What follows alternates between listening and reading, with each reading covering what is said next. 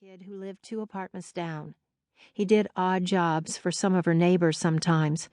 Maybe he and a couple of friends could move her things more cheaply than a moving company. She needed to schedule her electricity to be turned off and arrange to have her mail forwarded. Please let the application for this new apartment get approved, and please, dear God, let there be a check in the mail soon. We're gonna be okay, she said to Buddy as she sat down beside him on the couch and scratched him behind the ears. When her cell phone rang, she hurried to the kitchen counter where she'd left it, hoping, like always, that it was Ryan. Or maybe it was Hannah saying they'd heard from Jacob. Pam Rutherford. Frowning, she answered it. Charlotte had recently bumped into her high school friend at the post office. They hadn't seen each other in years and promised to get together. Charlotte had canceled twice, both times due to work projects. "I'm not letting you cancel on me this time," Pam said after Charlotte answered. "My husband is starting to think we were never best friends in school." She laughed, and right away Charlotte smiled, glad that Pam still seemed like the fun person she was in school. "I am absolutely not canceling."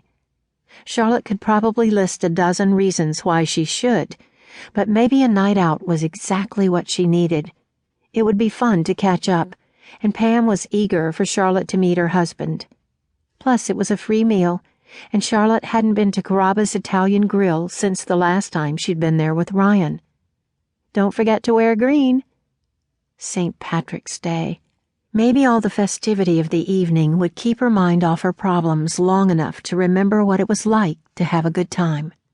After they confirmed the time, Charlotte glanced at Buddy snoozing on the couch, oblivious to the big move they were about to make. But her pup bolted upright when there was a knock at the door, jumping from the couch and scurrying alongside Charlotte. She looked through the peephole, threw her hand over her mouth, and pulled the door open.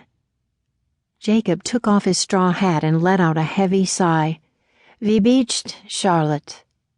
His English friend finally closed her mouth and stepped aside so he could enter her apartment, closing the door behind him. Jacob's jacket was folded over his arm as he carried the old brown suitcase across the threshold, sidestepping a little dog that was barking. The boxy piece of luggage with 2 gold-plated locks surely wasn't fit for big city life, but it was all he could find at the time. He set the suitcase down and reached into his pocket for a handkerchief, then dabbed at the sweat beading on his forehead. He knew it would be warmer in Texas than Pennsylvania in March, but he didn't think it would be like this. "What are you doing here?" Charlotte put her hands on her hips, stared at him for a few moments, then put her arms around his neck and squeezed.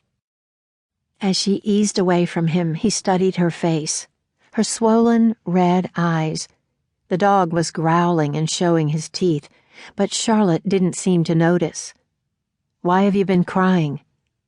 She took his jacket from him, tossed it on the couch, then turned to face him again, her hands back on her hips. Jacob stood perfectly still, unsure if the animal at his feet was going to bite him.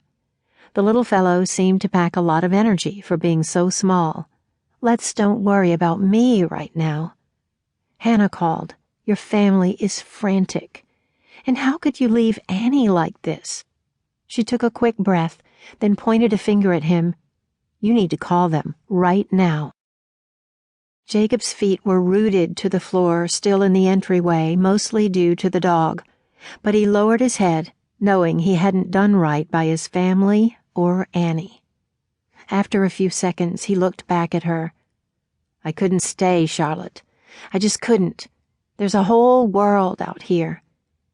He waved his arm around her apartment, the feel of the cool air a reminder of what he'd left behind. "I thirst for knowledge." Charlotte took a few steps toward him as she cocked her head to one side. "Thirst for knowledge?" She raised an eyebrow. Then she finally picked up her dog and he stopped barking.